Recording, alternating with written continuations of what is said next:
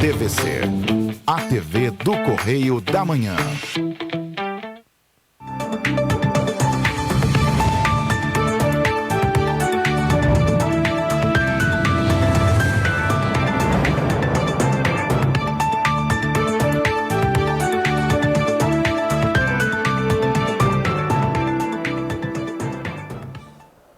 Olá, está no ar mais um programa original. Hoje é segunda-feira, dia 11 de abril. A gente já vai começar o programa já com uma enquete que está rodando aí nas redes sociais sobre a Baunifest. Isso mesmo, a Prefeitura de Petrópolis diz que vai ter Baunifest. Mas será que todo mundo está de acordo, né? Por conta de várias situações. Não só da pandemia, que já teve a flexibilização, a área externa a gente já pode ficar sem máscara, tudo bem, mas por conta da tragédia de 15 de fevereiro e depois a segunda em 20 de março. Então tem muita gente aí com dúvida, será que é o momento de ter a Baunifest? Não sei. Cada um participa, então tá aí, qual a sua opinião em relação à realização da Baunifest 2022? Vai lá e responda. Responda porque vai servir de base, né? Vai ajudar bastante saber como a população está se posicionando em relação a isso. Bem, vamos continuar falando de coisas boas. Ué, Beth, pesquisa é coisa boa. Pesquisa é coisa boa, porque é uma democracia. Cada um diz, olha, eu gostaria que tivesse a festa, eu não gostaria. Então, para mim é uma coisa boa. Pesquisa sempre é bom. Mas a gente vai falar agora de esportes, isso mesmo. A Prefeitura de vamos falar de ontem, né? O domingo foi de grande... Vamos lá, galera. Vamos falar de esporte. O domingo foi de grande movimentação em Itaipava, no Vale do Cuiabá, onde foram realizadas as últimas provas da Copa do Mundo Mercedes-Benz Mountain Bike. Isso mesmo, foi um sucesso. As últimas etapas da competição reuniram ciclistas do mundo. Segundo informações da Prefeitura, o evento recebeu mais de 10 mil pessoas entre atletas e visitantes. Além do grande número de visitantes que a competição atraiu para a cidade, o evento proporcionou visibilidade mundial com a transmissão por canais de televisão. Vamos conferir o que as pessoas de várias cidades do Brasil e do mundo disseram sobre o evento aqui em Itaipava. Pode rodar. Bem-vindos aí à Copa do Mundo de Mountain Bike. É isso mesmo que vocês estão escutando, meu filho. Está acontecendo e é no Brasil, aqui no Vale do Cuiabá, em Petrópolis. Sejam todos bem-vindos. Uma organização super profissional y un grupo humano de trabajo de la mejor calidad. Mi nombre es Octavio Vicente de México y estamos en esta primera Copa del Mundo en Petrópolis. ¿Y cómo la definimos? Espectacular. Hi, I'm Simon Burney from the UCI. This event in one word, amazing. My name's Robbie Day, I'm from the USA and this event is pretty exhilarating. O evento é fantástico. Quase que eu falei a palavra não correta. Juiz de Fora, a galera tá em peso aqui, todo mundo veio prestigiar um evento ímpar. Tamo junto. Happy to be here in Brazil. It's my first time here, and the event is amazing. It's crazy and a lot of spectators, and I think it will be good ride tonight. Iverson lá de Vig, veio de Curitiba, fantástico. Oi, sou a Letícia da Green People e esse evento, definido em uma palavra, ele é inesquecível. Oi, eu sou a Carol. Eu sou o Duda, a gente é de Apucarana, Paraná. O evento tá assim sensacional e para nós assim a palavra é show. Incrível. Meu nome é André Piva, sou da Scam Brasil. Esse evento aqui é fantástico. Hi, Gavin Black from Thomas Racing. The event in one word, awesome. Olá, eu sou Larissa Souza, vim de Campo Grande, Mato Grosso do Sul e estou aqui encantada com esse evento, com a estrutura, com todos os atletas, os melhores do mundo estão aqui. Olá, eu sou a Sabrina, estou coordenando a equipe de voluntários, com 90 voluntários aqui presentes, o evento está massa. Oi gente, eu sou a Júlia, sou do marketing da Trek e para mim esse evento está sendo diversão. Hey, I'm Pierre, Le Breton, Sports Director of KMC Orbea Team, coming from France, just back from the short track, so much fun, it's wonderful here and so nice people around us. Oi gente, meu nome é Luísa Silveira, eu vim de Botucatu, interior de São Paulo e eu tô achando o evento incrível. Oi gente, meu nome é Gustavo Welker, eu vim de Botucatu, São Paulo, tô achando o evento de primeiro mundo. Valeu. Oi, meu nome é Guilherme, a gente está vindo de Belo Horizonte. E a gente está achando o evento fantástico. Tá incrível aqui, muito legal. E vamos continuar falando de esportes. O governador Cláudio Castro acompanhou neste domingo um novo capítulo da Stock Car Pro Series no Rio de Janeiro. Após 10 anos, a principal categoria de esporte, a motor da América Latina, voltou à capital fluminense para um evento inédito, o Grand Prix Galeão. Esta é a primeira vez que o Brasil recebe uma corrida na pista de um aeroporto internacional e em operação. Com o apoio institucional do governo do estado, as competições deste fim de semana marcaram a terceira fase da temporada 2022 do evento, além da segunda rodada da categoria de acesso à Stock Series. O novo Grand Prix Galeão contou com uma estrutura de altíssima qualidade. O destaque foi o traçado batizado de Circuito Cacá Bueno, em homenagem ao maior campeão da Stock Car em atividade, com 5 títulos, 2006, 2007, 2009, 2011 e 2012. As corridas também celebraram os 70 anos do Rio Galeão. O governador falou sobre o evento. Vamos ouvir. A Stock Car, assim como a Copa Davis, assim como outros eventos grandes, quando voltam para o Rio, eles retomam um processo de credibilidade no Rio de Janeiro. E o Rio de Janeiro precisa disso. O Rio é uma cidade, um estado do entretenimento, do turismo, da cultura, do esporte. Então, para a gente é uma honra enorme a Stock Car voltar para cá. E o governador Cláudio Castro, gente, está animadíssimo, né? Depois da Stock Car, ou antes até, porque isso que eu vou falar agora foi antes, né? Stock Car foi ontem, ele foi na Beija-Flor, foi na quinta-feira, seu do Vigano, animadíssimo. O Grêmio Recreativo Escola de Samba Beija-Flor de Nilópolis, azul e branco, a minha escola, tem mais um motivo para comemorar. Além das 14 conquistas no Carnaval Carioca, agora a agremiação acumula mais um título de patrimônio imaterial cultural do estado do Rio de Janeiro. O reconhecimento veio por lei sancionada pelo governador Cláudio Castro em festa na quadra da escola. Foi quinta-feira isso aí, gente. Uma das maiores campeãs do Carnaval Carioca e com o maior número de conquistas na era sambódromo, a escola de Nilópolis é sinônimo de tradição. O governador falou sobre o título. Vamos ouvir. Que fica para sempre na história do Rio de Janeiro, a nossa querida Beija-Flor, como patrimônio cultural e imaterial do Rio de Janeiro. Nós sabemos que já é há muito tempo, mas é sempre importante essa formalidade. Eu queria dizer o carinho que a gente tem pela escola e que Deus abençoe, que se faça um grande filho. Bem, agora vamos falar de um assunto sério, porque muita gente precisa do Auxílio Brasil, isso mesmo, e já tem data. Auxílio Brasil, os benefícios de abril, ou seja, deste mês, começam a ser pagos já a partir do próximo dia 14. O pagamento de R$ 400 é feito de acordo com o final do número de inscrição social. Vamos conferir na reportagem da nossa colega jornalista Paloma Custódio.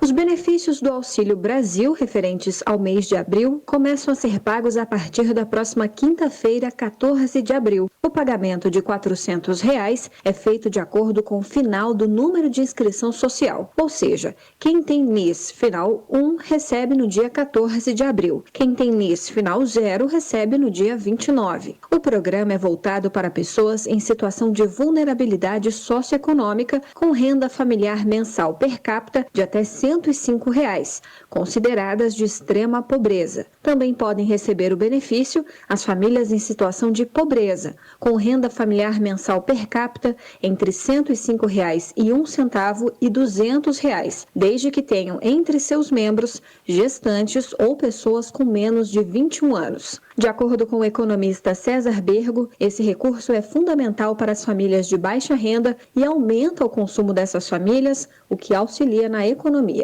Esse Auxílio Brasil, ele é fundamental num país com essas desigualdades como o Brasil, né? Então, a economia, de fato, ela é afetada positivamente por esses valores pagos, embora em valores razoavelmente pequenos, mais importante para essas famílias, para a sobrevivência, inclusive, delas. Pelos aplicativos Caixa Tem e Auxílio Brasil, é possível consultar informações sobre o benefício, como saldo e pagamento de parcelas. O cidadão também pode consultar se tem direito ao Auxílio Brasil e o valor que será pago pelo telefone 121 do Ministério da Cidadania.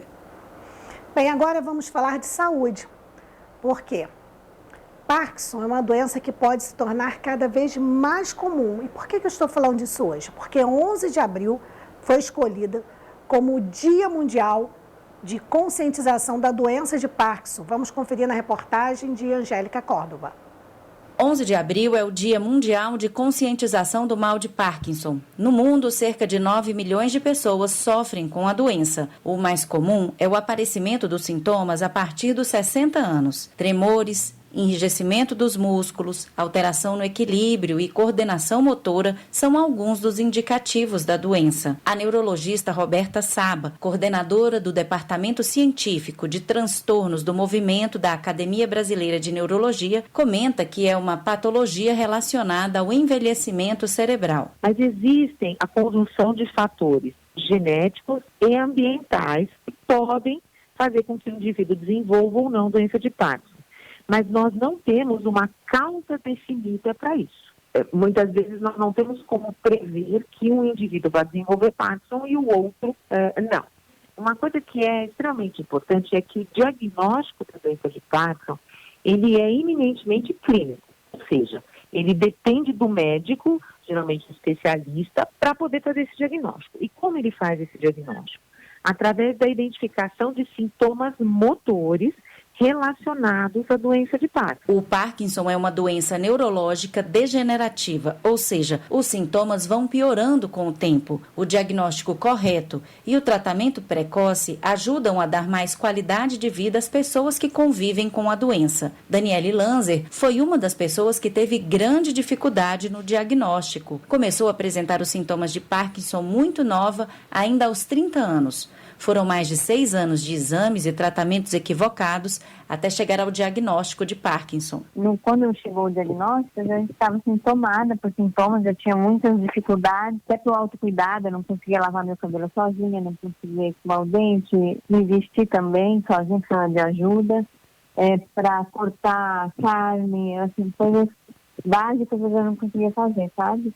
Na época, por causa toda essa restrição, essa limitação que a doença foi me causando, eu fiquei realmente em depressão, Só que fazia parte do quadro da doença, não era depressão por depressão. E aí, com o diagnóstico, eu piorei muito, fiquei muito deprimida, tinha a impressão que eu ia morrer rápido, Atualmente, Daniele tem 46 anos e já aprendeu a conviver com a doença. Hoje, sob efeitos da medicação adequada, já tem mais autonomia. Além dos remédios, ela faz tratamento com fonoaudióloga, fisioterapeuta e psicólogo. A dificuldade que encontrou para achar informações e apoio fez com que Daniele articulasse o grupo Vibrar com Parkinson, que está presente no Instagram. Bem, agora vamos falar de um assunto seríssimo mesmo. Preste atenção, você que é de Petrópolis e você que é do Rio de Janeiro, do estado, principalmente de uma região em específico. Por quê? Riscos de deslizamentos atingem toda a região da Serra do Mar. Alerta é do ex-diretor de Planejamento e Gestão do Instituto de Pesquisas Tecnológicas, Álvaro Rodrigues dos Santos. Para ele, é preciso que municípios respeitem técnicas de edificações adequadas para que não sejam indutores de tragédias. Com cerca de 500 quilômetros de extensão, a faixa litorânea apresenta instabilidade geológica e geotécnica. Vamos conferir na reportagem da jornalista Angélica Córdova. Petrópolis, no Rio de Janeiro, vivenciou 2 tragédias causadas por deslizamentos após alto volume de chuvas, uma em fevereiro e outra no mês de março. Cerca de 250 pessoas morreram no estado em decorrência das chuvas apenas neste ano, mas todas as cidades que estão localizadas na Serra do Mar apresentam risco elevado para deslizamento. O alerta é do ex-diretor de Planejamento e Gestão do Instituto de Pesquisas Tecnológicas, Álvaro Rodrigues dos Santos. Essa situação já foi estudada e registrada em documentos de avaliação geológica. Esses estudos estão nas mãos de prefeitos e governadores, mas Rodrigues denuncia que muito pouco vem sendo feito. Do meio técnico não falta mais nada. Nós fizemos tudo o que pudéssemos fazer a um nível reconhecidamente de excelência internacional e disponibilizamos isso para a administração pública, especialmente para a administração pública municipal e estadual. Praticamente nada foi feito para a implantação dessas recomendações. A própria cidade de Petrópolis tem documentos de 2013 que apontavam que 28% do município estava em situação de perigo e risco alto ou muito alto. Situações como essa evidenciam uma negligência do poder público, na opinião do arquiteto Beni Schwarzweg, que é doutor em sociologia urbana. Então, o mercado habitacional imobiliário não oferece esse produto em condições acessíveis para esses segmentos sociais e o poder público é negligente em implementar uma política habitacional voltada para esses setores. Em geral, por falta de alternativa de locais adequados, seguros, infraestruturados, regularizados, essa população acaba sendo quase que condenada a viver em áreas de risco. Eu não creio que a gente possa entender que seja razoável que as populações gostem de viver perigosamente. Para os especialistas, é preciso criar políticas habitacionais efetivas, capazes de amenizar a vulnerabilidade das populações que vivem em áreas de alto risco de tragédias. Em nota, a Prefeitura de Petrópolis reiterou que a responsabilidade da política habitacional é compartilhada com estados e União. Além disso, para mitigar os danos, implantou sistemas de alerta por sirene e mensagens SMS. Também capacitou cerca de 900 moradores da cidade para atuarem na prevenção de desastres das chuvas. Bem, vamos falar aqui rapidinho sobre o balcão de empregos da Prefeitura de Petrópolis, que oferece 16 oportunidades esta semana. Bem, isso aqui é importante porque tem muita gente procurando emprego, né, na atual situação. Então, o Departamento de Trabalho e Renda, o DETRA, da Secretaria Municipal de Desenvolvimento Econômico, disponibiliza nesta semana 16 oportunidades de emprego. Entre os dias 11, ou seja, hoje, 15 de abril, a próxima sexta-feira, os interessados em uma das vagas poderão cadastrar o currículo no site da Prefeitura, que eu sempre coloco aqui, que é o petrópolis.rj.gov.br, e também aguardar a avaliação das empresas. As informações ficam automaticamente armazenadas no banco de dados e disponíveis para todas as vagas divulgadas. Todos os currículos participam dos processos seletivos desde que atendam aos requisitos exigidos pelo empregador. A responsabilidade pelas entrevistas e possíveis contratações fica a cargo do contratante. Vamos lá, vagas disponíveis entre hoje e sexta-feira. Então, se você está procurando emprego, preste atenção. Se você conhece alguém que esteja procurando emprego, também para avisar. Tem uma vaga de auxiliar de cozinha, ambos os sexos, faixa etária de 30 a 50 anos, ensino médio, experiência de 2 anos na função. Uma vaga de auxiliar de escritório, sexo feminino, faixa etária de 18 a 50 anos, ensino médio completo, experiência em Word e Excel.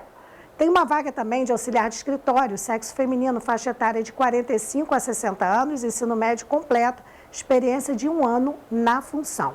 Tem uma vaga de auxiliar de serviços gerais, sexo masculino, faixa etária de 25 a 55 anos, ensino fundamental, experiência de 1 ano na função. E tem tantas outras vagas lá, dá uma olhadinha lá no petrópolis.rj.gov.br que você vai ver, porque são 16 vagas, não dá para ler todas. Bem, vamos para o próximo bloco, onde eu receberia o presidente da CPTRAN, Jamil Sabrá, mas a assessoria de comunicação da Prefeitura disse que ele está numa reunião que atrasou e não poderá vir. Aí eu estou tentando confirmar para amanhã. Então vamos para um breve intervalo e voltamos já já.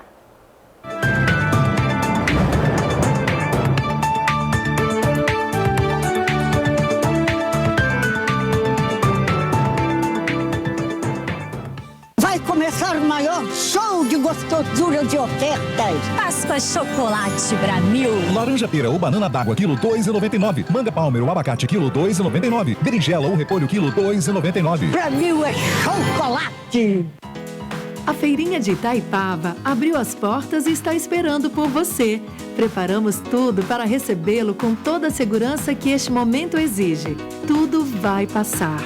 Mas enquanto não passa, nós estamos prontos. Estamos abertos sexta-feira, das 10 às 18 horas, sábados, domingos e feriados, das 10 às 19 horas.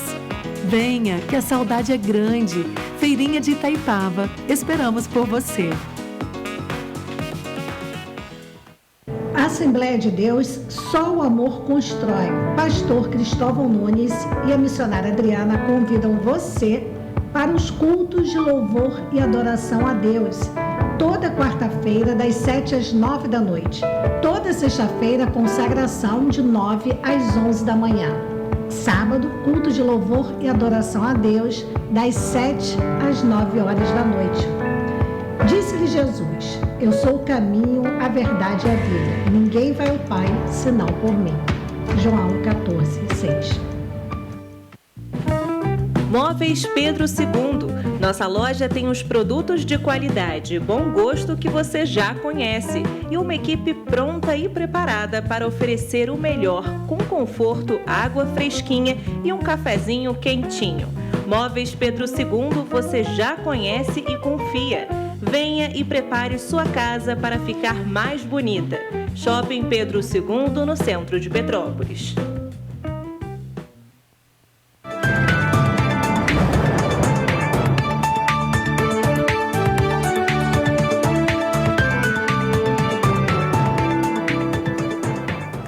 Bem, como o presidente da CP3, o Jamil Sabrá, não veio, a gente tinha separado esse espaço para ele, antes então de a gente continuar com as notícias, eu vou colocar algumas perguntas, são muitas, né? Mas só algumas dos telespectadores que já estavam fazendo, aguardando. Tem um vídeo, vamos começar pelo vídeo, por favor, produção. Bom dia a todos, hoje é dia 11 de abril de 2022, a todos do grupo União das Lideranças Comunitárias, coordenadora Cássia. A nossa cidade é linda, mas eu amo o bairro Quitandinha. Passando aqui rapidamente para aproveitar a coordenadora Cássia, Beth Oliveira, o programa original, para estar solicitando aí o presidente da CP Trans, o Jamil Sabrá, a possibilidade de estar criando uma linha alternativa, ou seja, uma linha nova, que atenda toda a região do Quitandinha. Essa linha nova, ela não ia alterar o cronograma do transporte público, ela só ia dar uma agilidade maior, porque muita gente não vai para o centro da cidade. Então, presidente, eu passo aqui encarecidamente para pedir ao senhor, o Poder Executivo, que crie uma linha nova. A linha 451, ela vai fazer circular e vai até a Ponte Fone. Porque tem pessoas que gostam de ir no mercado, tem pessoas que estudam na escola Princesa Isabel, tem pessoas que estudam nas demais escolas, e você fazendo essa linha circular até na Ponte Fone, você consegue dar uma agilidade, porque a pessoa tem um cartão, acho que não tem um cartão. A gente está solicitando que se faça uma distribuição de cartões gratuitos para as pessoas poderem carregar, mas você criando uma linha nova que vá até a Ponte Fone, vai ajudar bastante, porque quem vai para o centro da cidade vai continuar usando as linhas normais. Agora, quem for realmente de um trajeto do Quitandinha até a Ponte Fone, vai facilitar bastante, criando essa linha circular, que é a linha 451, Quitandinha até a Ponte Fone. No mais, bom dia a todos. Ô Beth, bom dia. Tudo bem? Eu queria fazer uma pergunta ao presidente da CP Trans, senhor Jamil Sabrá Neto. Eu resido no Caxambu, trabalho no Vale das Videiras e às vezes eu fico até mais de lá do que aqui. Então tem duas residências. E lá nós também estamos criando uma parceria com a Associação dos Moradores, né? E o que acontece? Lá existem 2 ônibus da Turb, 605 e 602.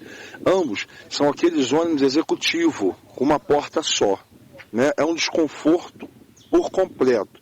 Lá moram pessoas deficientes, com cadeira de roda, com a muleta, pessoas de idade. Quando vai fazer compra, aquele ônibus é muito apertado, né? E a gente precisa de um diálogo e uma resposta da CP Trans, porque a empresa alega que é a CP Trans que tem que autorizar a troca do ônibus na linha, né? Então eu queria saber do presidente qual é a possibilidade dele dar essa determinação para trocar o ônibus lá por aquele ônibus de 2 portas com o cobrador, que vai trazer um conforto melhor para a população, ok? Aí eu sou grato aí, tá? E fico aí aguardando o feedback aí do presidente, ok? Bom dia. Então, eu gostaria de saber do nosso secretário da CP Trans, Jamil Sabrá, quais as possibilidades de aumentar a passagem para as crianças aqui da nossa localidade que tem que ir para a escola Santa Maria Gorete.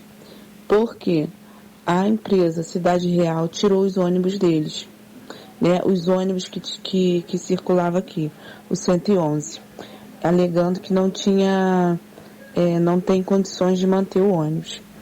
Só que as crianças estão descendo na pista, inclusive com perigo de atropelamento, e também pegam ônibus na pista. Então, a gente tem duas soluções: ou ele voltasse com o ônibus, né, ou a empresa Cidade Real voltasse com o ônibus, ou aumentava a passagem no cartão para eles poderem fazer a baldeação, descer no 17 e pegar o Duarte da Silveira. Mesmo assim, ainda não é a melhor opção. A melhor opção é que coloque o ônibus então para rodar nos horários que eles estudam, tá? E porque os ônibus já vêm muito cheios. Mas que seria, se eles fizessem isso, a CPTrans fizesse isso, ia melhorar muito a condição deles de não ficar andando na pista. Bem, e tem muitas outras perguntas que nós vamos guardar, porque a assessoria de comunicação da Prefeitura confirmou que o presidente virá amanhã, então a gente acredita e aguarda. Mas só para lembrar que hoje de manhã, mais uma vez, foi um caos no Carangola, no Vale do Carangola, no Vicêncio Rivete, tem umas fotos, as pessoas falando uma vergonha, transporte no nosso bairro, muito sofrimento. O 7:10, é isso? O 10 para as 7 saiu lotado, mais de 50 trabalhadores ficando em pé. Onde nós vamos chegar, minha gente? A passagem aumentando e o povo sofrendo. Estão indo do terminal porque falta transporte. Estão indo para o terminal porque falta transporte no centro. Eu acho que ele esqueceu do coronavírus, né? Tudo lotado. Se possível, ônibus novos, porque a passagem está cara e a nossa viagem é longa. Nós vamos sim todos os dias. Eu não estou conseguindo chegar em casa antes das 9, pois tem outros compromissos e não estou conseguindo. É uma vergonha sair do trabalho às 7, só chegar em casa às 9 da noite. Foi assim na sexta-feira. Eu quero ver quem vai pagar os meus compromissos. Pagar caro e não termos ônibus. Então, assim, vários comentários dos moradores lá do Carangola estão tirando o nosso direito até da gente tentar cuidar da nossa saúde. Estou sendo muito prejudicada com isso, de não ter ônibus, de não ter horário do ônibus quebrar e tudo mais. Se nós pagássemos caro e tivéssemos um ônibus oferecendo tranquilidade e conforto, até que seria justo. Por favor, Jamil, nos ajude, porque a comunidade precisa de transporte. Olha aí o Rivete, você colocou mais ônibus e no Vale do Carangola nada. Alô, prefeito. Olha para o Vale, né, para o transporte do Vale do Carangola, que está abandonado. E por aí vai, são muitas e muitas mensagens e perguntas, mas aí cabe, né? Tem até a pergunta da nossa amiga Cássia Ramos, que fala assim, ela fala, queria saber o que devemos fazer com as demandas que enviamos à CPTrans e ninguém responde. Já mandei no WhatsApp para o próprio presidente, para o Jamil Sabrá, e ele também não respondeu. Os moradores aqui querem respostas, né? Nós contávamos hoje com a presença dele aqui para essas respostas, mas transferiu para amanhã e a gente vai aguardar, não tem problema, um dia mais, um dia menos, né? Desde que ele venha amanhã. A outra pergunta é sobre a rua chamada Batata Frita, quer dizer, não é chamada Batata Frita, é conhecida com a rua da Batata James lá, Batata Frita, né? Qual o prazo para fazer a obra e restabelecer o uso? Pois ali é um caminho muito importante para a cidade, né? Para os ônibus e tudo mais. Então, assim, são muitas perguntas, nós não vamos deixar de fazer amanhã essas perguntas, entre outras, porque realmente a presença do Jamil Sabrá aqui é importante, não para mim, Bede Oliveira, é importante porque a população precisa, a população carece de respostas. Então, a gente aguarda você aqui, Jamil, com muito carinho, ar-condicionado, água fresquinha, cafezinho e, claro, muitas perguntas, né? Porque a população precisa, Jamil, de respostas, tá bom? A gente espera amanhã. Vamos lá, vamos continuar aqui. Você já fez um Pix errado? Ou conhece alguém que já fez um Pix errado? Dá uma dor de cabeça. Saiba como recuperar o dinheiro. Não devolver valores que recebeu indevidamente pode implicar em penalidades previstas no artigo 69 do Código Penal. Vamos conferir na reportagem de Paloma Custódio. Desde o lançamento do Pix, em outubro de 2020, pelo Banco Central, fazer transferências bancárias ficou mais fácil, além de gratuito. No entanto, é preciso atenção na hora de preencher os dados para não fazer um Pix errado. Foi o que aconteceu com Camila de Oliveira Moura, de Brasília, durante uma viagem à praia. Ela se interessou por um chapéu que estava à venda, mas quando fez o pagamento via Pix, percebeu que algo estava errado. O chapéu era R$35, uma coisa assim. E eu fiz um Pix de R$535, porque eu tava conversando, distraída. No momento seguinte, quando eu fui atualizar o aplicativo do banco pra ver, né, se tinha descontado os R$35, eu vi que tinha descontado e ainda tirado, porque não tinha o valor todo na minha conta, então ficou no vermelho. Aí, na hora, eu fiquei um pouco desesperada, mas deu certo, assim, ela devolveu a diferença e no final deu tudo certo. O CEO da Moraes Advogados, Afonso Moraes, especialista em fraudes digitais e recuperação de crédito, explica que para recuperar o valor de um Pix errado, é preciso entrar em contato com a pessoa que recebeu o valor indevidamente. Em primeiro lugar, deve-se tentar fazer uma devolução amigável, entre em contato com o banco para identificar o recebedor e solicitar a imediata devolução do valor. E ocorrendo a recusa da devolução imediata, deverá o pagador do Pix procurar uma delegacia e fazer um boletim de ocorrência, e em seguida entrar com uma ação no juizado especial para a devolução do valor indevidamente, né? Não devolver o dinheiro que recebeu indevidamente implica em penalidades previstas no artigo 169 do Código Penal. A pena pode variar de pagamento de multa até detenção de 1 mês a 1 ano. E por falar em valores, valor que muita gente espera, o do FGTS. Isso mesmo. Saiba tudo sobre a nova rodada de saques. A Caixa Econômica Federal liberou a consulta aos valores e ao calendário do saque extraordinário do FGTS 2022. Vamos conferir na reportagem de Paloma Custódio. A Caixa Econômica Federal liberou a consulta aos valores e ao calendário do saque extraordinário do FGTS 2022. Para consultar, é necessário baixar a nova versão do aplicativo FGTS, disponível para download na Apple Store e na Play Store do Google. Também é possível fazer a consulta pelo site da Caixa ou pessoalmente no balcão de atendimento das agências da Caixa. Poderá sacar o valor extraordinário qualquer pessoa que tenha uma conta ativa ou inativa no FGTS. Cada trabalhador poderá sacar um limite máximo de R$1.000, mesmo que tenha mais de uma conta vinculada ao FGTS. Quem tiver menos de R$1.000 vai sacar menos. Na data disponível para saque, os valores serão creditados na poupança social digital. Pelo aplicativo Caixa Tem, é possível fazer a movimentação dos valores digitalmente, como transferências, Pix, pagamento de boletos e contas ou utilizar o cartão de débito virtual e QR Code para fazer compras em estabelecimentos. O economista Ciro de Avelar afirma que vale a pena sacar o dinheiro do FGTS, mesmo que o trabalhador não tenha nada de emergencial para resolver, já que os R$1.000 aplicados na caderneta de poupança ou no Tesouro Direto rendem mais do que deixar esse valor parado no fundo de garantia. A dica dele é priorizar a sobrevivência pessoal e da família. Qual é a sugestão? É que as pessoas, antes de mais nada, utilizem esse recurso, mas usar com sabedoria, com inteligência. Usar esse dinheiro para garantir a sua subsistência e de sua família. Existe uma expectativa de alta dos alimentos esse ano ainda, alta do combustível, alta do gás de cozinha, alta da energia elétrica. Se não precisar gastar agora, deixe o dinheiro lá para alguma emergência que eventualmente vai acontecer no final do ano. O calendário de saques começa em 20 de abril e termina em 15 de junho, variando de acordo com a data de nascimento do trabalhador. Bem, agora nós vamos para um breve intervalo e no próximo bloco tem outras notícias e também tem, gente, importante, informações sobre saúde, isso mesmo. Muita gente não sabe, de repente começa com tontura, começa a passar mal, pode ser labirintite. Vamos falar também sobre uma outra doença que é pouquíssimo divulgado, que é o vitiligo. Então fique ligadinho, volto já já.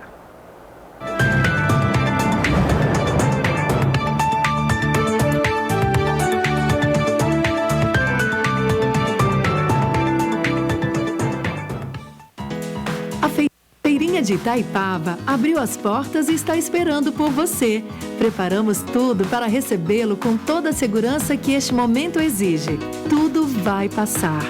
Mas enquanto não passa, nós estamos prontos. Estamos abertos sexta-feira, das 10 às 18 horas, sábados, domingos e feriados, das 10 às 19 horas. Venha, que a saudade é grande. Feirinha de Itaipava. Esperamos por você. Assembleia de Deus, só o amor constrói. Pastor Cristóvão Nunes e a missionária Adriana convidam você para os cultos de louvor e adoração a Deus. Toda quarta-feira, das 7 às 9 da noite. Toda sexta-feira, consagração de 9 às 11 da manhã. Sábado, culto de louvor e adoração a Deus, das 7 às 9 horas da noite. Disse-lhe Jesus: eu sou o caminho, a verdade e a vida. Ninguém vai ao Pai, senão por mim. João 14:6.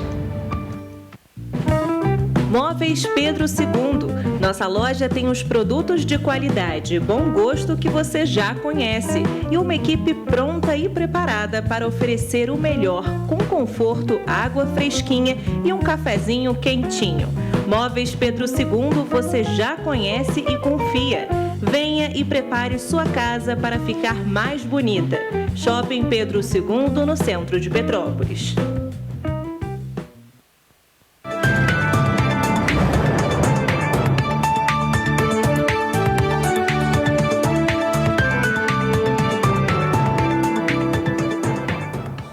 Voltamos, agora vamos falar de saúde, que é muito necessário, né? Às vezes a gente passa mal, tem tontura, enjoo, tem vários sintomas e a gente não faz ideia do que pode ser. Bem, então se você já sentiu, como eu disse, tontura, chegou a cair, passar mal, saiba que estes sintomas podem ser de labirintite, isso mesmo. Você pode estar com algum problema sim. Quem explica melhor, quem dá as dicas é o Dr. Danilo Martim. Ele fala muito bem sobre o tema, vale a pena acompanhar. Tontura e labirintite não são a mesma coisa.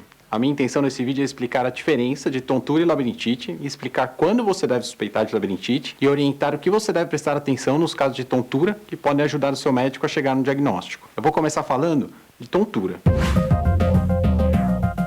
A tontura pode ser definida como a percepção errada da orientação espacial, uma ilusão de movimento apesar de estar em repouso ou uma perturbação do equilíbrio corporal. Nosso corpo se utiliza de 3 sistemas para manter o equilíbrio: a visão, o tato e o labirinto, que é a parte mais interna da nossa orelha, responsável por enviar as informações ao cérebro relacionadas aos nossos movimentos. Quando qualquer um desses 3 sistemas não está funcionando adequadamente, ou quando a integração da informação que vem deles é mal interpretada, isso gera o sintoma tontura. Ele pode se manifestar como uma sensação rotatória, do tipo andando num carrossel, que é o que chamamos de vertigem, mas também pode ser a sensação de desequilíbrio, flutuação, oscilação, como se estivesse bêbado ou andando sobre um barco. Normalmente, as vertigens estão associadas a problemas no labirinto, enquanto o problema de desequilíbrio pode ser tanto do labirinto, quanto da visão, do tato, ou mesmo dessa má integração das informações no nosso tronco cerebral. Que fique claro, tudo isso pode causar um sintoma, que é a tontura. E labirintite? A labirintite é apenas uma das doenças que afeta o labirinto e que tem como um dos principais sintomas a tontura. É uma doença causada por vírus ou bactérias que acometem todas as estruturas do equilíbrio e audição que ficam dentro do nosso labirinto humano. Você deve suspeitar que está com labirintite quando tiver tontura giratória, que é a vertigem, náusea, zumbido e principalmente uma perda de audição no ouvido que está sendo afetado. O diagnóstico de labirintite é feito pelo médico especialista, pelo quadro clínico e exames complementares, como a tomografia de ouvidos, a audiometria e o exame autoneurológico. Para os casos diagnosticados, é importante saber que a evolução da labirintite normalmente é favorável e que grande parte dos pacientes ficam sem sintomas em algumas semanas e aqueles que não melhoram completamente nesse período podem permanecer com tontura por anos, mas isso é mais raro de acontecer. Entendido que labirintite é uma das causas de tontura e que tontura tem mais de 200 causas, que outras informações você, que está com tontura, deve avaliar que podem ajudar o seu médico a chegar no diagnóstico? Como é a sua tontura? É em vertigem? Ela fica girando? Ou é em desequilíbrio? Essa tontura tem alguma relação com o movimento da cabeça que você faz? Quanto tempo a tontura dura? Ela tem um zumbido associado? Essas informações já ajudam a diferenciar as 2 principais causas de tontura. A vertigem posicional paroxística benigna, que é um problema no labirinto, e que tem como principal característica o quadro de uma vertigem rápida, que dura segundos e acontece de acordo com determinados movimentos da cabeça. Quando você faz um certo movimento, por exemplo, vira o corpo e a cabeça de lado na cama, fica tudo girando ao seu redor. Se você movimenta a cabeça para outras direções, nada acontece. Esse tipo de tontura é diferente de outro tipo de diagnóstico de tontura que a gente chama de Meniere. Nesse caso, a tontura se manifesta como vertigem, mas ela dura horas até dias.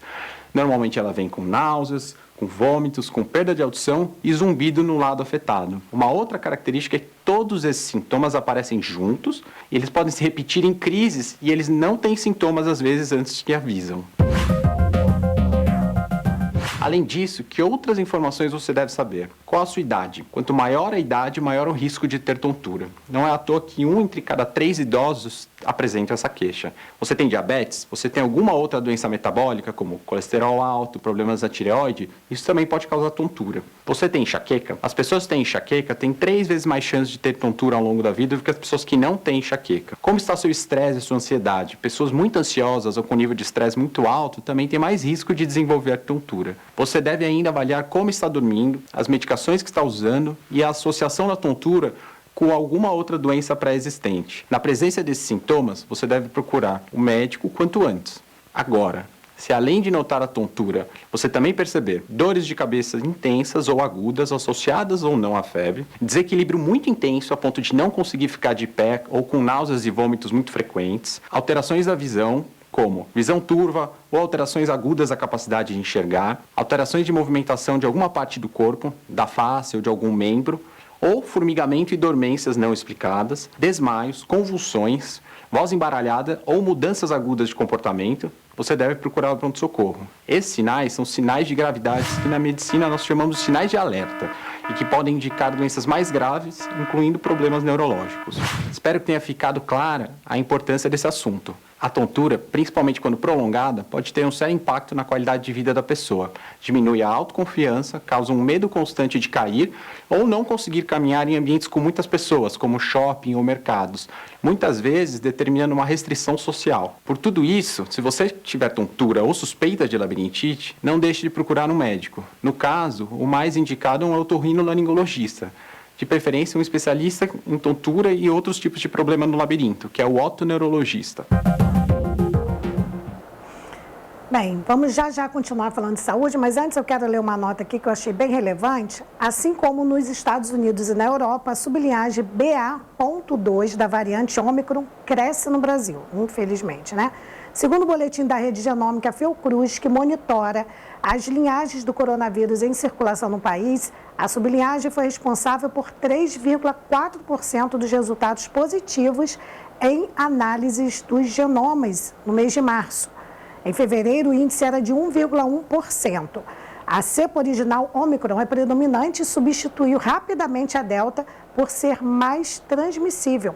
A análise da Fiocruz refere-se ao período de 18 a 31 de março. Vamos voltar a falar de saúde, porque muita gente nem sabe o que é vitiligo, né? Só ouviu falar, mas não entende o que é vitiligo, como acontece, por que essa doença aparece, o que faz acontecer a perda da melanina. É um assunto bem delicado. Eu confesso que antes de ver as dicas da doutora Natasha, eu também, assim, eu sabia o que era vitiligo, mas ela explicou de uma maneira tão simples, tão didática, que facilitou bastante a vida, tá? Então, quando você tiver alguma suspeita, é bom procurar saber se é vitiligo. A doutora Natasha Fairbanks vai dar mais detalhes agora sobre o assunto, fique ligadinho. O vitiligo é uma doença que acomete aproximadamente 1% da população e se caracteriza pelo aparecimento de manchas brancas na pele. Existem muitos outros problemas que também podem causar com manchas brancas na pele. Então, a primeira informação que você deve saber é: quando suspeitar de vitiligo? Existem algumas características e dentre elas eu vou te destacar 3. A primeira é a cor. As manchas do vitiligo têm um branco característico, que em medicina chamamos de manchas acrômicas, pois são manchas muito brancas, decorrentes da diminuição das células que produzem o pigmento que dá cor à nossa pele, chamada de melanina. Segunda, tem relação com os locais de aparecimento? No vitiligo, essas manchas brancas são mais comuns na face, nos braços e nas pernas.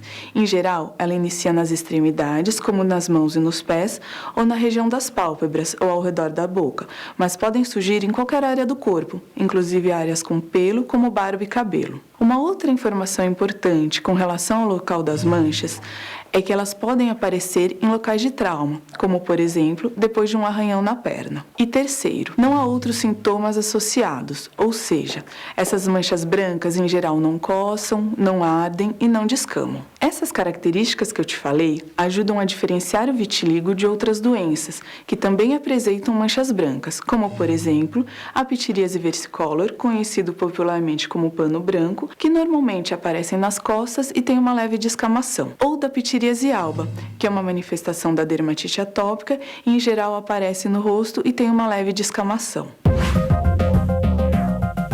E como é feito o diagnóstico do vitiligo? O diagnóstico, na maioria das vezes, é clínico. Ou seja, o seu médico dermatologista vai analisar essas características que eu te falei nas manchas brancas que surgiram.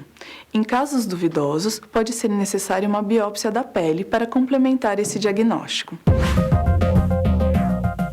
Mas, afinal de contas, qual é a causa do vitiligo? Sabemos que o vitiligo é uma doença autoimune, ou seja, é uma doença na qual as células de defesa atacam seu próprio corpo, no caso, os melanócitos, que são as células da pele responsáveis por produzir o pigmento chamado de melanina, que dá cor à nossa pele. O local afetado pela doença fica com menos melanócitos e, consequentemente, menos melanina. E sem melanina, essa pele fica sem cor, ela fica branca. Apesar de termos muito a descobrir sobre o vitiligo, sabemos que tem risco aumentado de ter esse problema, dependendo de alguns fatores que em medicina chamamos de fatores de risco. Eu vou destacar 3 deles. Primeiro, a genética. Existe uma base genética para essa doença. Na prática, sabe-se que se você tem um familiar com vitiligo, a sua chance de desenvolver a doença aumenta 3 vezes. Segundo, idade e faixa etária. Você deve saber que vitiligo acomete mais pessoas jovens. Em geral, metade dos casos aparece antes dos 21 anos. Terceiro, outras doenças autoimunes.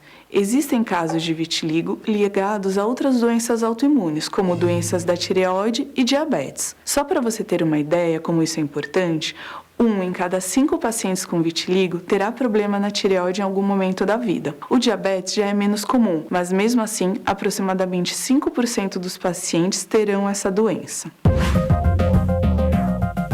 E uma vez feito o diagnóstico, o que eu devo fazer? Como é o tratamento? O tratamento deve ser individualizado caso a caso, mas de uma maneira geral, é importante que você saiba que o vitiligo não tem cura. O principal objetivo é o controle da doença, diminuindo essa autoimunidade, ou seja, fazendo com que seu corpo pare de atacar seus próprios melanócitos. Isso é feito principalmente por medicamentos que suprimem localmente essa imunidade alterada. Um outro tratamento muito efetivo para o vitiligo é a fototerapia, no qual a sua pele é exposta de maneira controlada à radiação ultravioleta. Mas atenção, isso não significa que você pode se expor ao sol sem protetor solar. Pelo contrário, uma pele sem melanina fica muito mais sensível ao sol. O que faz bem é a radiação ultravioleta de forma controlada, realizada com acompanhamento médico. Entendido isso, tem mais 3 aspectos que eu queria te destacar. Primeiro, é uma orientação a um ponto muito importante. Vitiligo não é contagioso. Você não pega vitiligo de outra pessoa. Por falta dessa informação, algumas pessoas deixam de se aproximar de pessoas com vitiligo, prejudicando o relacionamento social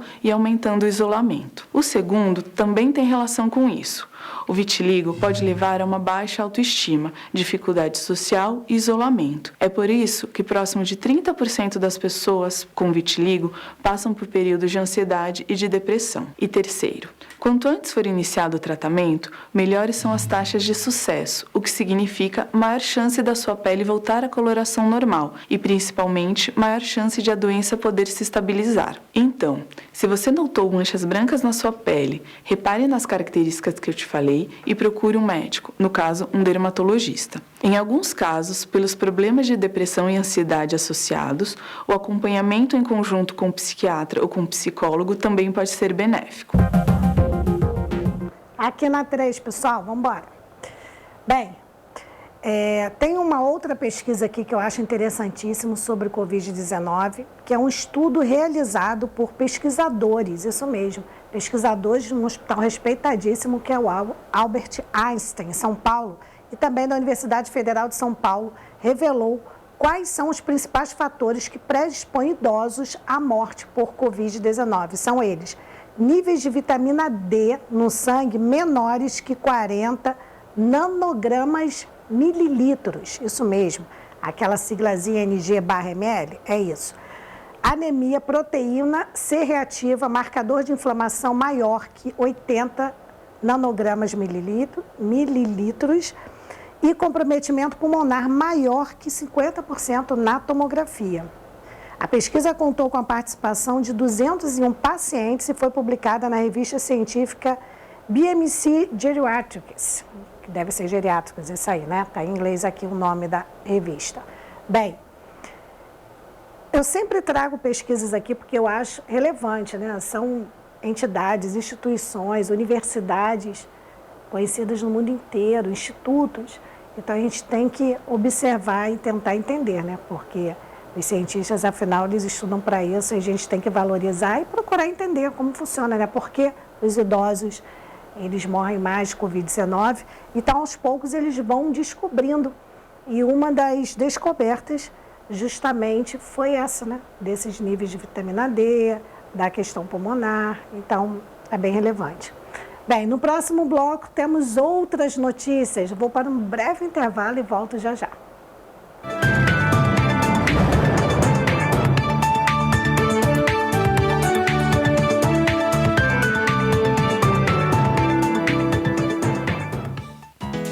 A Feirinha de Itaipava abriu as portas e está esperando por você. Preparamos tudo para recebê-lo com toda a segurança que este momento exige. Tudo vai passar.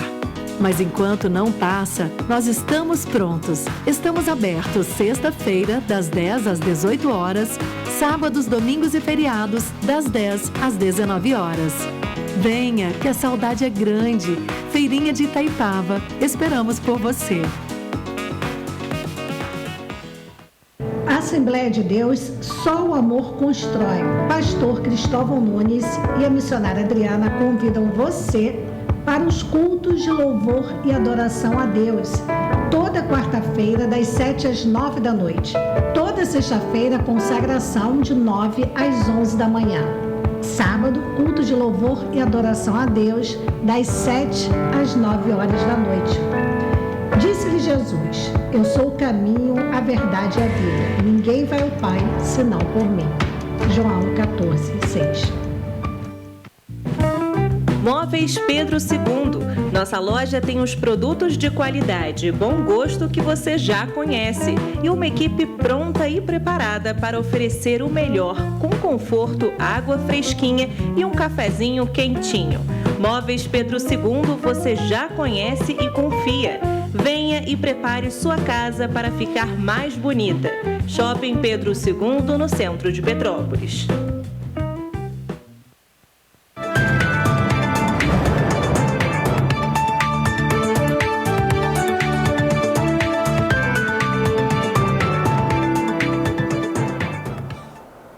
Voltamos com o programa Original Vivo nesta segunda-feira, dia 11 de abril. Muita gente esperando aí a entrevista com o presidente da CPTRAN, o Jamil Sabrá, mas a assessoria de comunicação informou que ele teve uma reunião na prefeitura, acabou se atrasando, não pôde vir, mas reconfirmou, remarcou, reagendou para amanhã, terça-feira, dia 12, e a gente fica aqui esperando.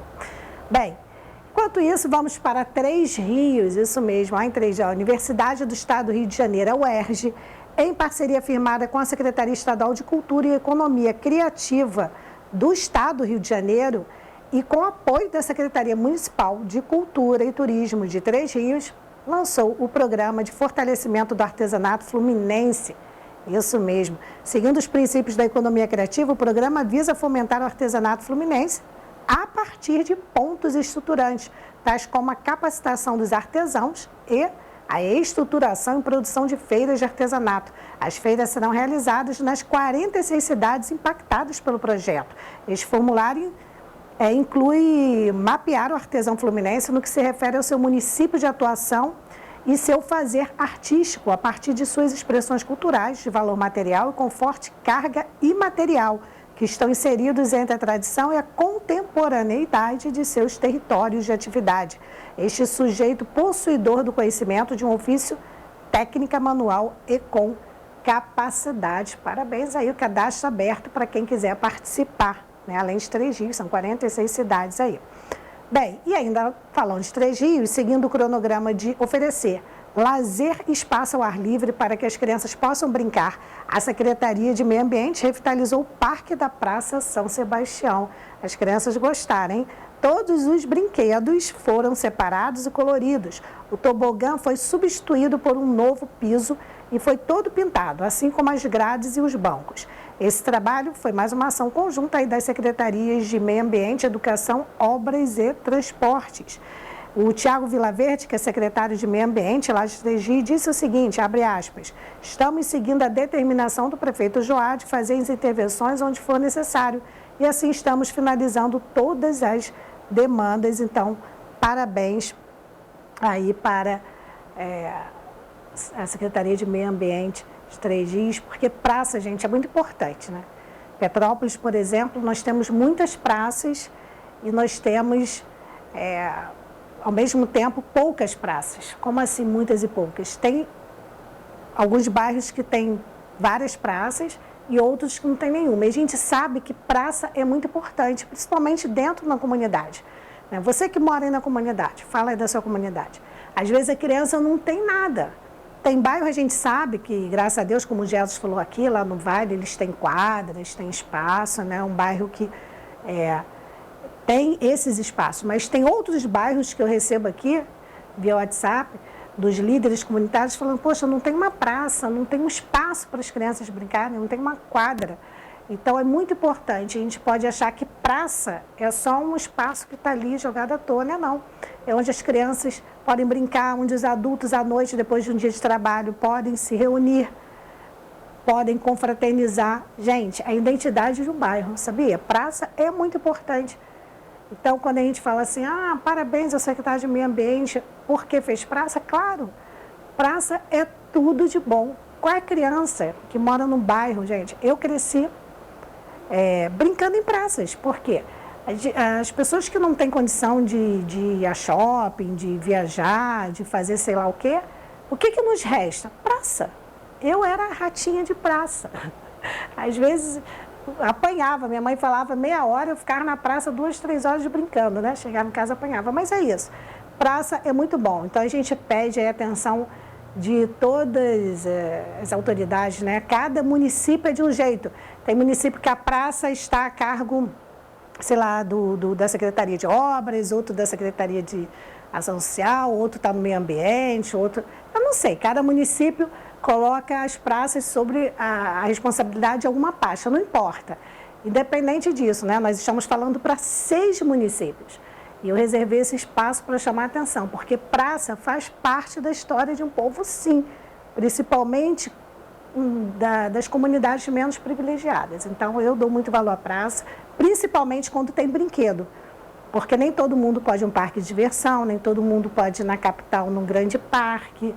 Então, uma pracinha com brinquedos, com grama, com mesas, para as pessoas se reunirem, para as pessoas se encontrarem. Gente, é muito bom.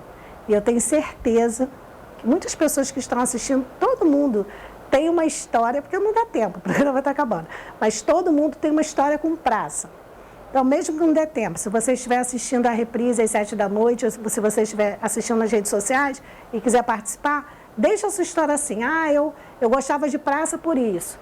Porque até quem não precisa, por exemplo, a Praça da Liberdade, que é uma praça famosíssima aqui em Petrópolis, né? Até quem é de fora conhece a Praça da Liberdade, a Praça Dom Pedro, a Praça do Bosque.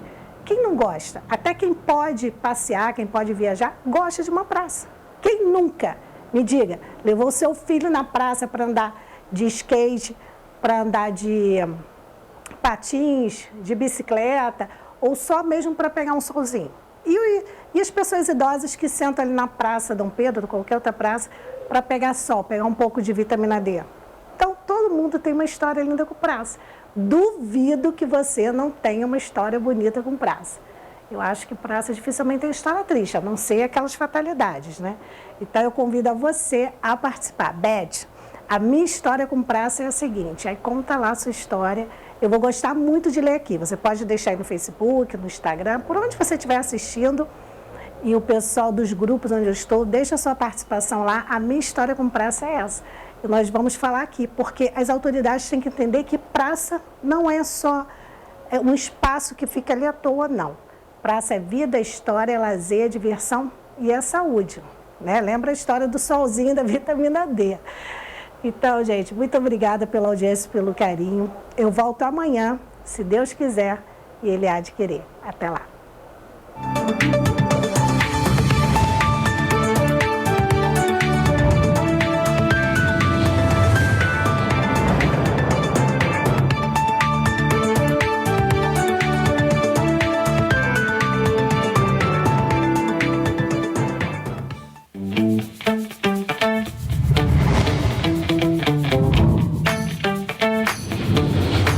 DVC, a TV do Correio da Manhã.